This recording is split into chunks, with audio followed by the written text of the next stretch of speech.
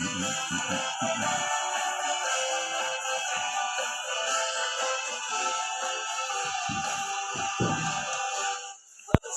la trompeta y en el cielo aparezca el Señor. Y los muertos resuciten, elevándose a los cielos a reinar. Los que viven se transformen a la imagen tan gloriosa de Jesús. ¡Diga conmigo! ¡Qué bello será estar al lado del que amé, porque Él me amó a mí!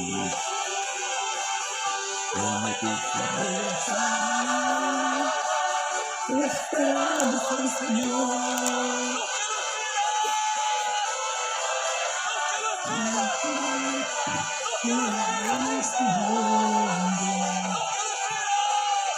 Come tu Señor. Al Señor. En la juventud.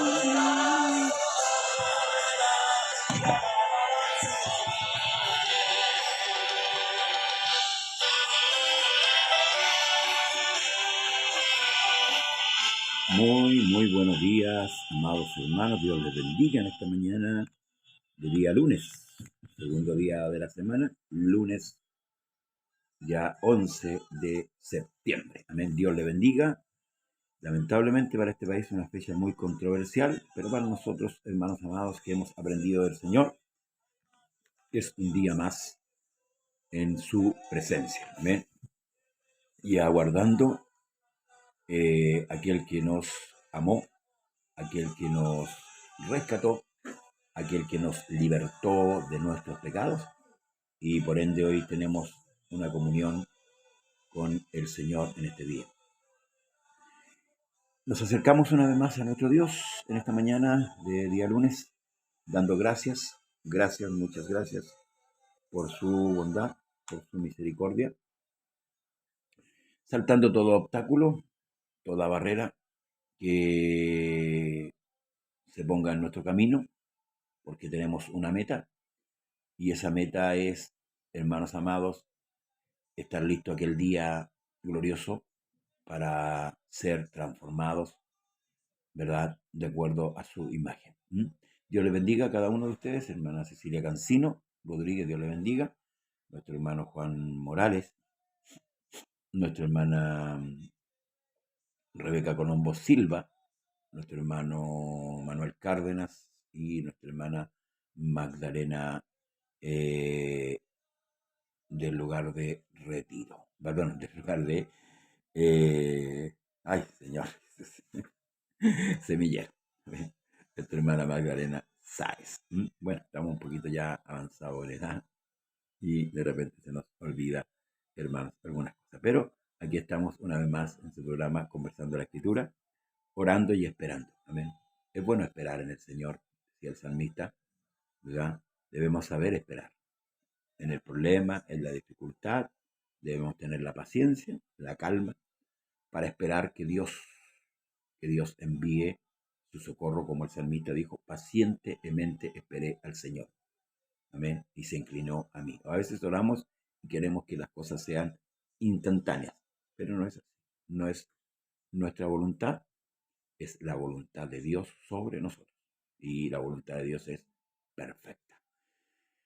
El día de ayer contemplaba uno de los programas que se transmitieron vía Facebook, producto de que el día de ayer me tocó laborar, no alcancé a llegar al culto. Nosotros en nuestra iglesia tenemos culto el día sábado, y me gustó mucho una exposición con respecto a un tema que se viene dando, y esto es un poco para alertar a la iglesia. A veces estamos preocupados de muchas cosas y no percibimos las cosas que están entrando a la iglesia. Hay muchos que están cambiando ya de opinión con respecto a la fe, y tenemos que hay una ideología entrando hace mucho tiempo ya con respecto a nuestra estadía.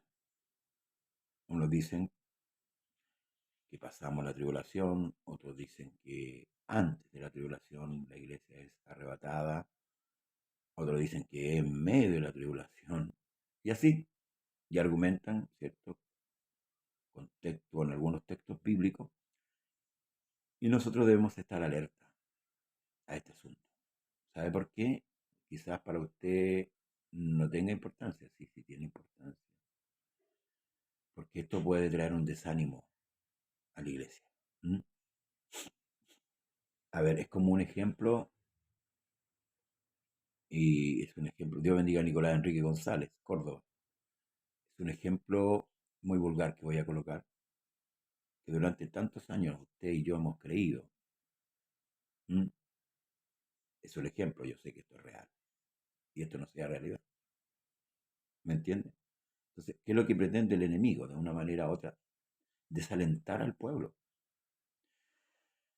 desanimarlo. Amén. Porque hoy día, lamentablemente, muchos creyentes están preocupados de otras cosas. Entonces han puesto su confianza en obtener cosas ya que no van con nuestra fe. Y son presa fácil porque el pensamiento de ellos ya no está en el Señor. No sé si me explico bien, espero explicarme bien. Entonces es muy fácil introducir otro pensamiento y arrebatar lo que tiene. Ejemplo, cuando anda la gente en la calle, ¿cierto?, preocupada de su celular, y viene que le llamáramos acá a nosotros una chorro, pum, y le quita el celular. Está preocupado ella del medio que le rodea. Así muchos creyentes, lamentablemente, están preocupados de otras cosas. Satanás de una u otra manera se ha encargado interiormente de destruir o de aminorar la confianza. Nosotros sabemos que estamos viviendo tiempos difíciles. Y es por eso que ponemos énfasis, hermano, no en lo emocional, sino en lo espiritual. La iglesia debe poner énfasis en lo espiritual y pedirle a Dios que nos dé entendimiento para entender la escritura y poder arraigarnos en esto. La escritura dice: sed sobrios y velad, porque vuestro adversario, el diablo, anda cual león rugiente buscando a quien devorar. ¿Mm? Y esto no se condice solamente con el pecado, que usted puede hacer arrastrar pecado. No, hermano, nuestra mente, nuestro corazón, nuestra vida debe estar en Dios. Pablo dice: cuerpo, alma y espíritu sean guardados irreprensiblemente. Cuerpo, alma y espíritu. ¿Mm? Sean guardados irreprensiblemente, ¿para quién? Para Dios. Entonces, no podemos nosotros aventurarnos, hermanos amados, ¿ah?, en cosas que al final van a perecer. Tenemos en la escritura enseñanzas, hermanos amados, que nos hablan con respecto a eso. Por ejemplo, si vamos al libro de Job, usted sabe cómo empieza el relato de Job. Empieza diciendo que había un varón, ¿cierto?, que era justo, perfecto, recto, temeroso y apartado del mal. Y luego enumera las riquezas de Job, materiales. Entonces, todos ponen atención en los bueyes, en los asnos, en los criados que tenía Job, que era un hombre potentado, pero no ponen atención al primer versículo que dice que Job era un hombre perfecto, recto, temeroso y apartado del mal. ¿Cuál era mayor la riqueza de Job?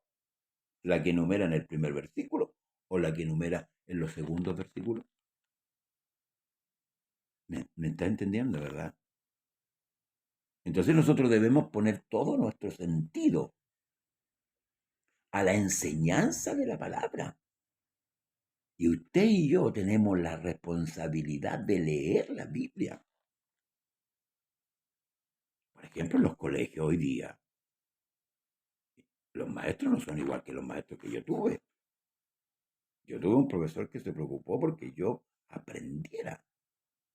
Hoy día los profesores, perdón, en gran parte les da exactamente lo mismo. Y la educación a nivel nacional es muy pobre. Pero la iglesia no debe ser así. Nosotros los que por misericordia tenemos más entendimiento, debemos enseñar. Da de gracia lo que de gracia habéis recibido a los que no tienen. Pero también es su deber poner atención y escudriñar la escritura. También es su deber, hermanos amados, preocuparse. Eso hacían los profesores con nosotros, en lo secular. ¿Por qué pongo este ejemplo? La escritura dice que él mismo constituyó apóstoles, profetas, maestros, evangelistas y pastores para la edificación del cuerpo. Entonces nosotros debemos examinar lo que se nos está enseñando. Debemos ir a la escritura. Dios bendiga a mi hermana Cristina Carrasco. Debemos ir a la escritura. No ir a entretenernos a un culto y a sentir las emociones. Muchas veces sentimos emociones y es rico llorar. Es rico gozarse en el Señor. Aleluya. Pero esto va más allá de una emoción. Sí, va mucho más de emocionarse. Certeramente, Pablo alaba a los hermanos de Berea porque ellos fueron más nobles que todo. Lo que hacían los hermanos de Berea, cuando escuchaban a Pablo, ellos iban a la escritura y escudriñaban si lo que Pablo le estaba enseñando estaba ahí o no. Hoy día los hermanos, cuando se toma el texto, luego que se lee, se sientan y guardan la Biblia. Usted debe ir siguiendo lo que el predicador le está diciendo, porque hay cosas que muchos predicadores le dicen a la iglesia y no están en la escritura. Y por eso es que el apóstol Pablo ante su partida fue vehemente con Timoteo, predica la palabra. A tiempo, fuera de tiempo, exhorta, redarguye, con toda paciencia y doctrina. Nosotros debemos conocer la mente de Dios, porque tenemos el Espíritu Santo. ¿Y dónde está el pensamiento de Dios? En la palabra. Entonces, hermanos amados, debemos crecer. Debemos crecer. No debemos ser niños fluctuantes llevados, como dice el libro de Efesios, por doquier viento de doctrina. Es mi responsabilidad como discípulo aprender. O es mi responsabilidad como enseñador enseñar también. Porque yo también voy creciendo. También voy aprendiendo. También formo parte del auditorio. Muchas veces. Cuando voy al culto.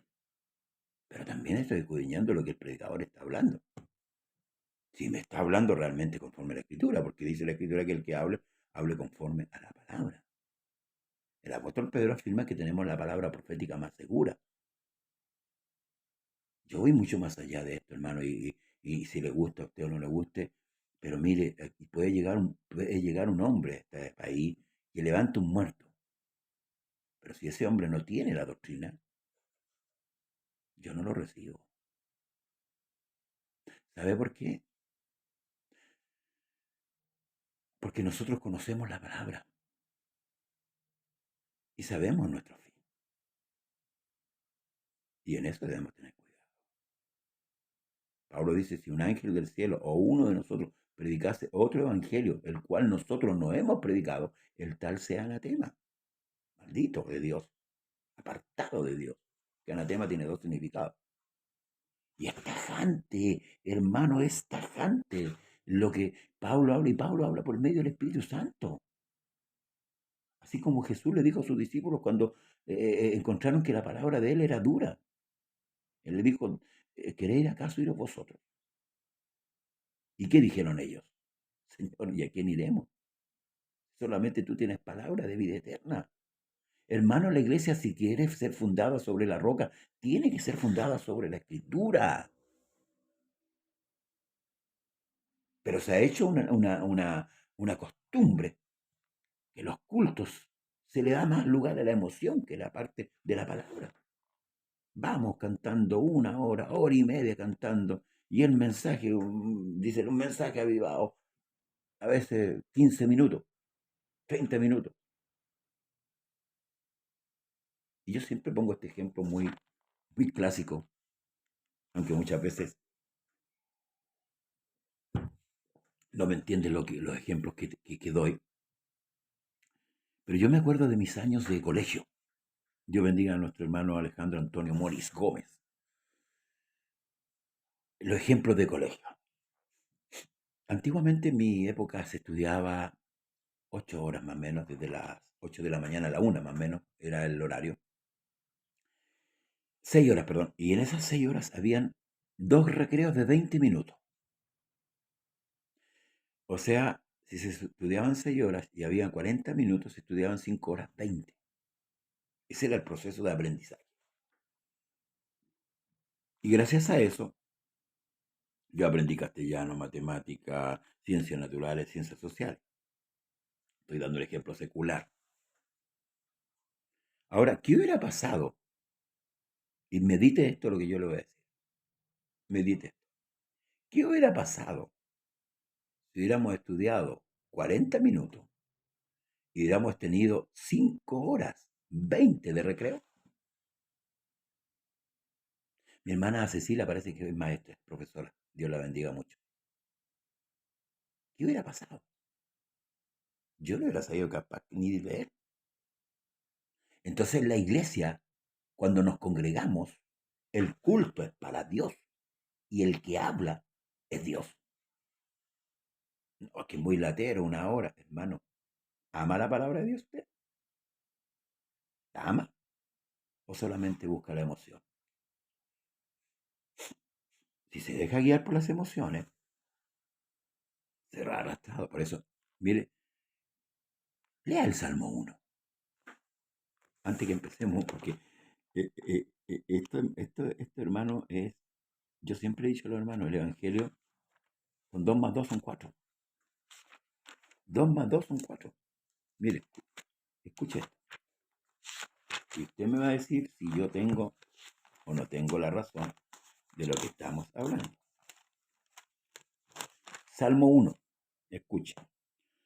Bienaventurado el varón que no anduvo en consejo de malos, ni estuvo en camino de pecadores, ni en silla de escarnecedores se ha sentado. Verso 2. Sino que en la ley del Señor está su delicia, y en su ley medita de día y de noche. Ahora, ¿cuál es el resultado? ¿Cuál es el resultado? Escucha, será como árbol plantado junto a corrientes de agua, que da su fruto a su tiempo y su hoja no cae, y todo lo que hace prosperará. El apóstol Pablo dice que a los que aman a Dios, todas, escuche, no algunas cosas, todas las cosas ayudan a bien. ¿Por qué? Porque este hombre medita en la palabra de día y de noche. Y vamos a ver otro, porque la escritura a mí me dice que 2 testigos contra toda verdad, ¿verdad? Dice Josué capítulo 1, verso 8, dice, Dios le dice a Josué, Dios le dice, Moisés ya le había advertido de esto, pero mire lo que le dice Dios, nunca se aparte de tu boca este libro de la ley, sino que de día y de noche meditarás en él, para que guardes y hagas conforme a todo lo que en él está escrito, porque entonces harás prosperar tu camino y todo te saldrá bien. ¿Qué le parece? Y luego lo anima. Mira que te mando, escuche bien, que te mando, que te esfuerces y seas valiente, no temas ni desmayes, porque el Señor tu Dios está contigo donde quiera que vayas. ¿Cuál fue la promesa de Cristo a la iglesia? El último día de vida que tuvo en el Señor como en la carne, aquella noche que fue entregado. Estaré con vosotros hasta la consumación de los siglos. Entonces, iglesia, no seamos engañados. No dejéis, como dije del apóstol Pablo, no dejéis engañar ni por carta, ni es por espíritu.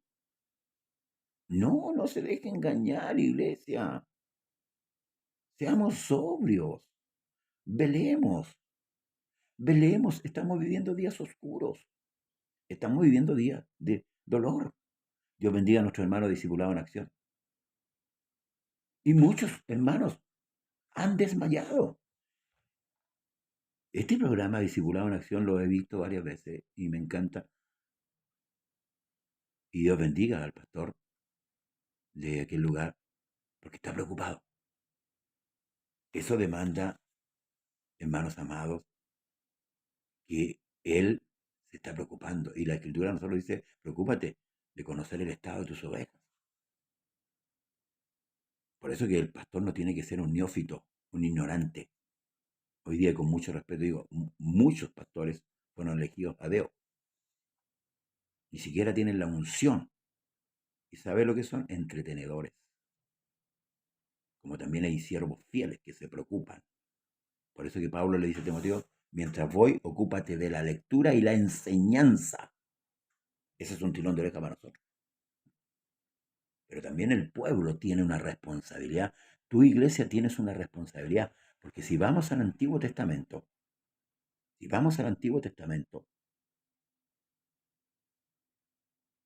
los sacerdotes manejaban la ley, el libro. El rey tenía una copia, tenía que leerla todos los días. Mire, el rey tenía la responsabilidad, porque el gobierno de Israel era un gobierno teocrático. Dios gobernaba Israel hasta que ellos pidieron un rey como las otras naciones, y eso dolió, porque no desecharon al profeta de turno, desecharon a Dios. Pero Dios le dio un rey de acuerdo al corazón de ellos, pero luego Dios le da un rey de acuerdo a su corazón. Y cuando ese rey falló, Dios lo reprendió, lo castigó y lo corrigió. Y ese rey, como era conforme al corazón de Dios, aceptó el castigo. Y estoy hablando del rey David. El corazón de la iglesia, hermanos amados, es un corazón dócil, un corazón que atienda la palabra de Dios.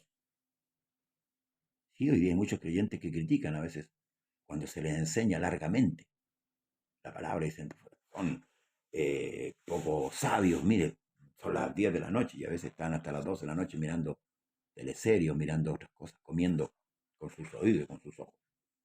Y por eso cuando viene la prueba, cuando viene la dificultad, tambalean. Y algunos caen y algunos se van del camino. Y rechazan a Dios y critican a Dios. ¿Por qué? Porque no se han fortalecido con el alimento espiritual. Entonces en esto hacemos énfasis. La palabra de Dios debe ser predicada, debe ser enseñada y también debe ser creída. Chao. Debe ser creída. ¿Mm? Esa es la idea que Dios tuvo. Por eso le dio, dejó el libro escrito. Para que usted y yo, porque todos tenemos una Biblia. No puedo decirle ante la mano el que no tiene una Biblia. Todos tenemos la Biblia. Y la pregunta es, ¿cuántas veces la abre usted al día? No es solamente el pastor el que tiene la obligación. Porque si yo le estoy enseñando algo, usted tiene que seguirme ahí si realmente lo que yo le estoy hablando es por cuenta mía o por cuenta del Señor. Debemos amar la palabra de Dios. Si usted ama a Dios, ame también su palabra. Porque es palabra de Dios. Y cuando Dios dictamine algo, acéptelo, no se revele. Por eso que el Padre Nuestro dice que se haga tu voluntad en el cielo y también en la tierra. Como también Cristo Padre, no mi voluntad, sino la tuya. Entonces muchos hoy día, lamentablemente, por el desconocimiento, por la ignorancia de la Escritura, erramos el blanco. Erramos el blanco. Hermanos, quiero despertar su conciencia en esta mañana. Sí. Y yo te dirá, pero es que, pucha, yo tengo muchas luchas, tengo muchas pruebas. Bueno, eso no es novedad, hermano. Jesús le dijo, en el mundo tendréis aflicción. Muchas veces no la pasamos bien. Pero dijo, confiad, confiad. Yo he vencido al mundo. Y esta confianza no tiene que ser de labios y dientes, de corazón y en verdad. El Evangelio hay que vivirlo aquí. La transformación se vive aquí. Aquí hay una transformación mental, La física va a venir después. Amén. Hoy día hay una transformación mental. Dios nos cambió el pensamiento, Dios nos cambió el corazón, Dios nos está cambiando la manera de pensar, de cómo vivir, por mientras que esperamos, aguardamos en la estación de la esperanza. La física va a venir después, eso lo dice la Escritura también en el capítulo 15 de 1 Corintios, cuando Pablo le habla a los griegos, ¿verdad? Porque ahí la cultura, ¿cierto? En Corintio había mucho pensamiento griego, y es lo que hoy día se ha metido. Hay muchos predicadores, ojo, muchos predicadores han metido esa levadura, el pensamiento griego. Muchos han llenado la iglesia de eso. Dios bendiga a Brian Pincheira, Dios le bendiga, compañero de trabajo, Dios le bendiga mucho. Bendiga esta jornada también de nuestros compañeros. Así que eso, hermanos. Podemos estar hablando mucho más, pero tenemos que seguir la escritura. Y le invito a usted a abrir la Biblia, vamos a tomar unos minutitos más, para el libro de Juan, capítulo 1.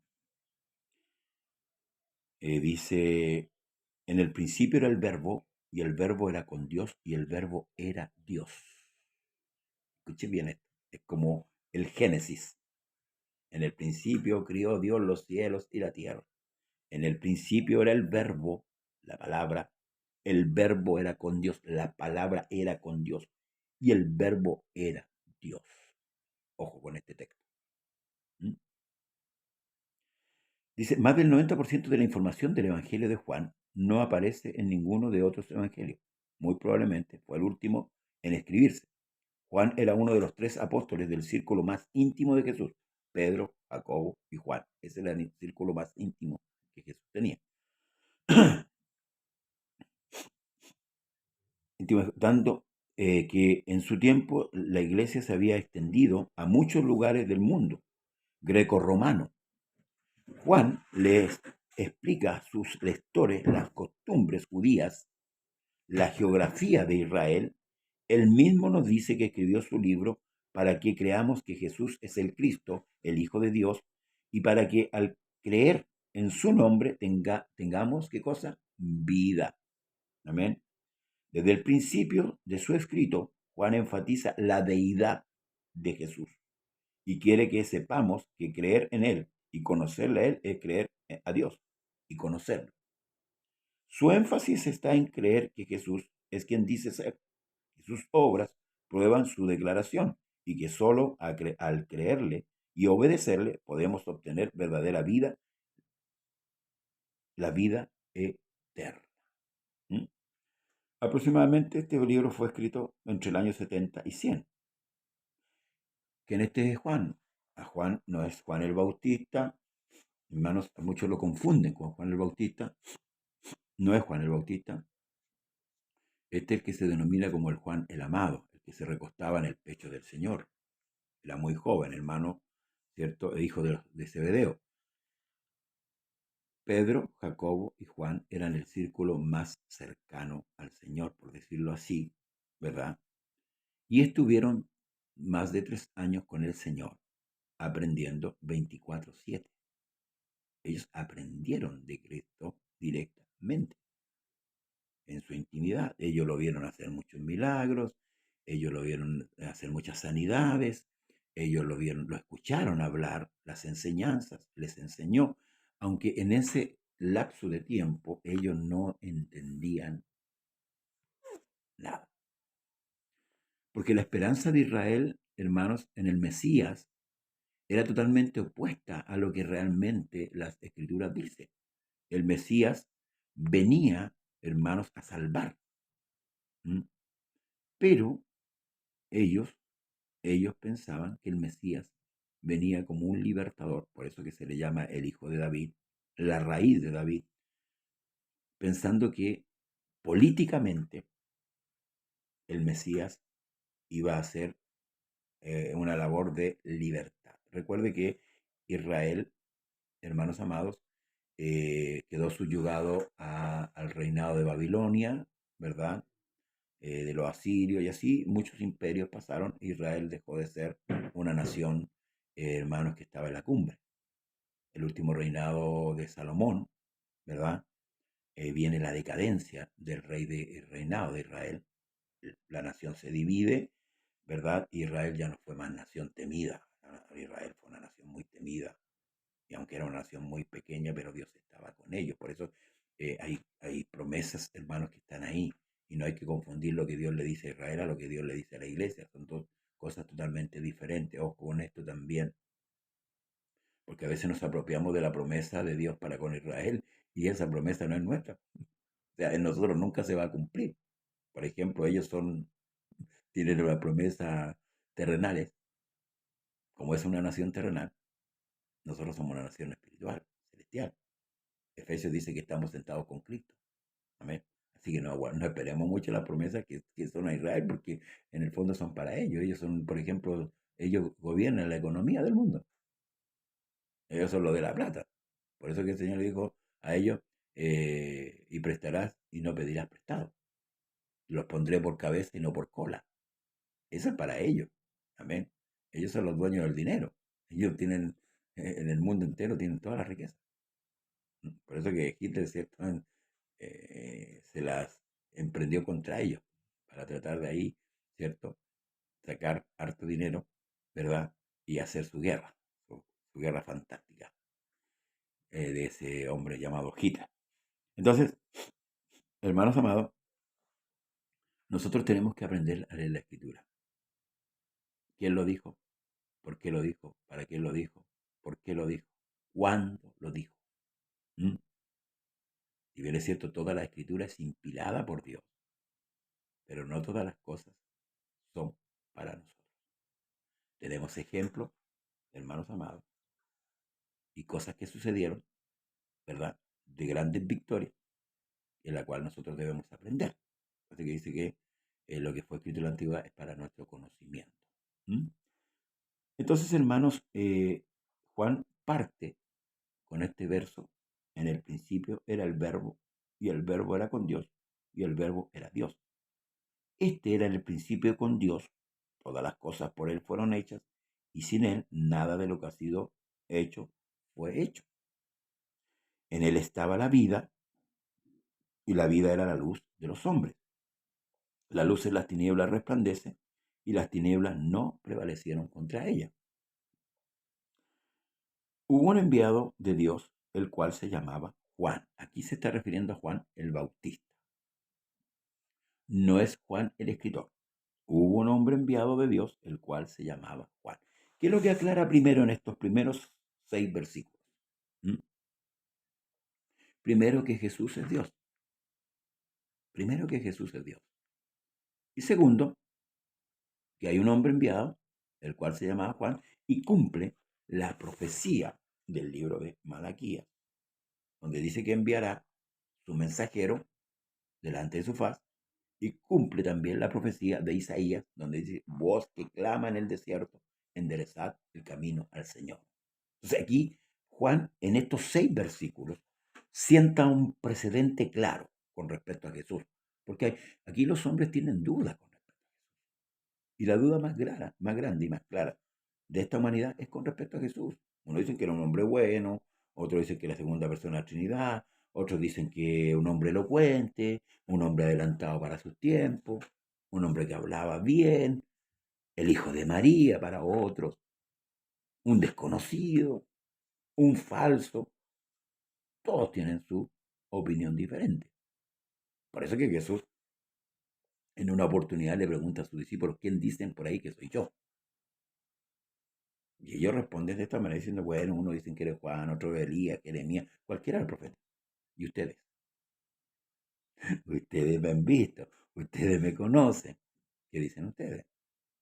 Y ahí vino la revelación de parte de Dios a Pedro. Y le dice: tú eres el Cristo, el Hijo del Dios viviente. Y Jesús le dice: bienaventurado eres Jonás, porque no te lo reveló carne ni sangre, sino mi Padre que está en el cielo. Esa revelación vino de parte de Dios. Pedro pudo ver la manifestación.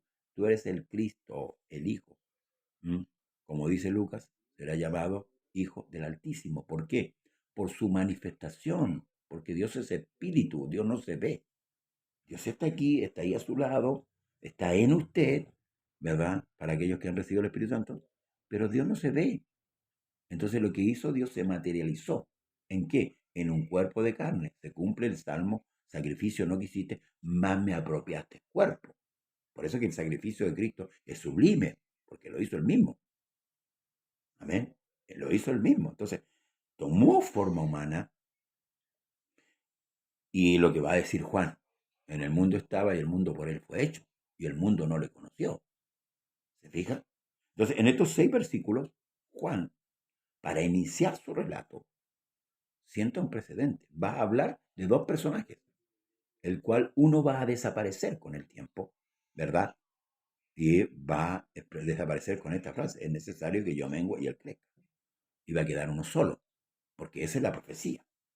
Juan solamente venía con un objetivo: preparar al pueblo a través de una predicación, el reino de los cielos se ha acercado, y prepararlo, ¿cierto?, a través de un bautismo de arrepentimiento para que recibiesen al Mesías. No es el bautismo que hoy día practicamos nosotros, es muy diferente, porque el bautismo nuestro es para perdón de pecados.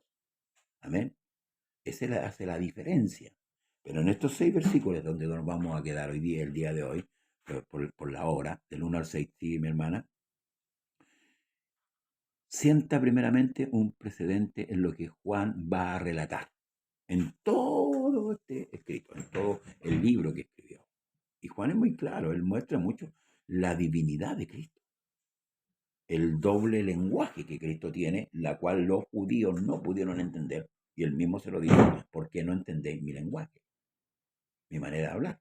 Ciertamente no lo iban a entender porque ellos eran carne y él era, hermanos, se había manifestado, Dios se había manifestado en carne. Muchas de las palabras que el Señor hablaba, ellos no la entendían, porque también su entendimiento había sido embotado, ¿verdad? Había sido, hermanos, eh, puesto ahí cerrado para que no le conocieran.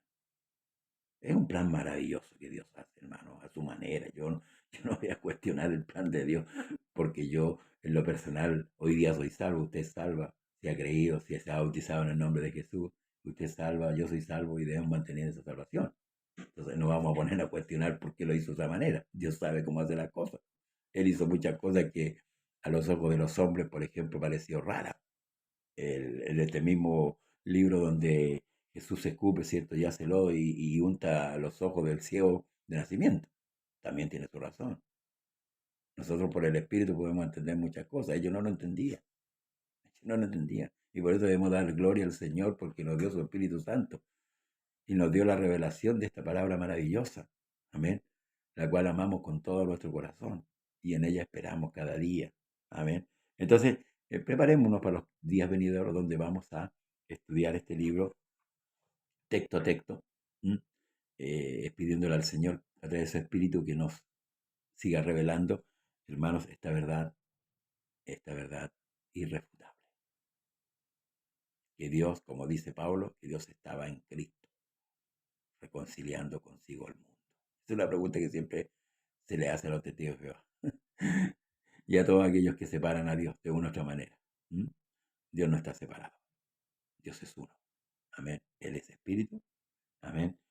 Y Él vino en carne. Él vino, no mandó a nadie más.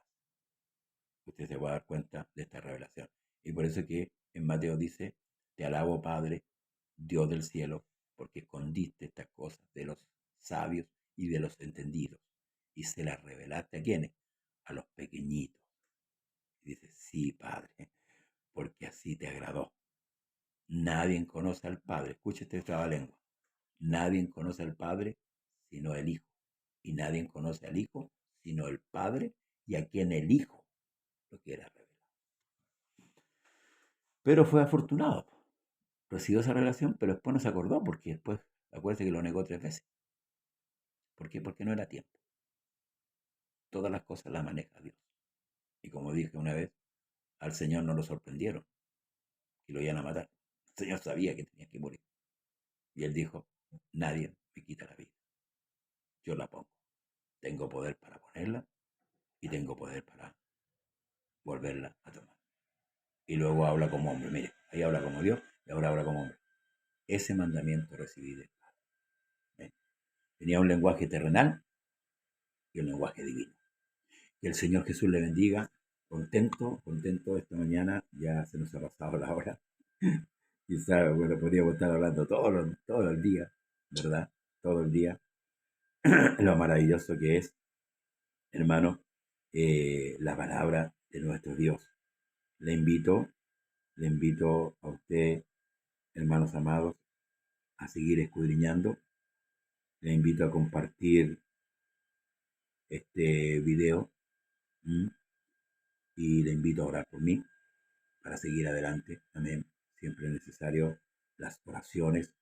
La Escritura dice que debemos orar los unos por los otros.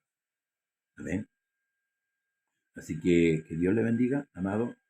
Que bendiga a todos los hermanos que estuvieron con mucha paciencia oyendo este programa y viéndolo, ¿cierto? A través de la red de Facebook.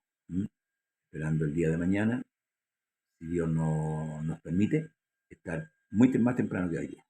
Hoy día nos aprovechamos, ¿cierto?, de solucionar los problemas y ver y estar con usted en esta mañana. Escríbanos, si tiene peticiones, escríbanos de oración para estar orando. Ore por los pastores, ore por su hermano, por su hermana, y estemos orando para que Dios venga pronto a buscar a su iglesia. Que Dios le bendiga, hermanos amados. Será hasta mañana. Y de las nubes habita un Paz de Jesús rey. para usted. Bendiciones. Hasta mañana. Más allá de las esferas, la luna y las estrellas, vive Jehová. Sobre tu trono sublime